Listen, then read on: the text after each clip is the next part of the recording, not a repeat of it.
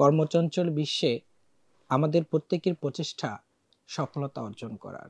জ্ঞানবিজ্ঞান শিল্প সাহিত্যের অগ্রসরে পৃথিবীতে নিজেকে যোগ্যতম করার প্রাণান্তর প্রচেষ্টা সবার মধ্যেই বিরাজমান। কিন্তু কিভাবে জ্ঞানবিজ্ঞান শিল্প সাহিত্যে এবং নিজেকে সাজাতে হবে কিভাবে? এর জন্য সর্বপ্রথম এবং সর্বপ্রধান যে রিকোয়ারমেন্ট হলো সেটি ইংরেজিতে পারদর্শিতা অর্জন করা। এই পারদর্শিতা অর্জন করার জন্য আমি নিয়ে এসেছি আমার লেখা নতুন একটি বই, ইংলিশের অ্যান্টিবায়োটিক।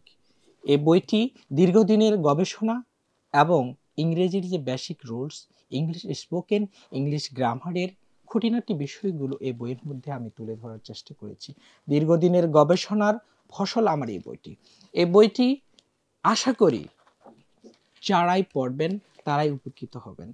এই বইটি একজন শিক্ষার্থীর সহজ সহজ যে বিষয়গুলো আছে, ইংরেজির খুঁটিনাটি বিষয়গুলো আছে, এই বইটির মধ্যে আমি তুলে ধরার চেষ্টা করেছি।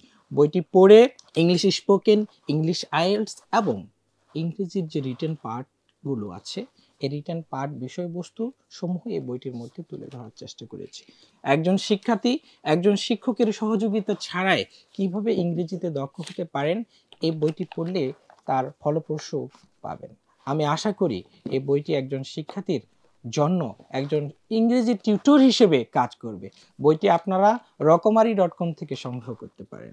যারা বইমেলায় যাচ্ছেন না তারা অনলাইন রকমারি.com থেকে ঘরে বসে বইটি সংগ্রহ করুন। সবাইকে আবারও ধন্যবাদ এবং কৃতজ্ঞতা।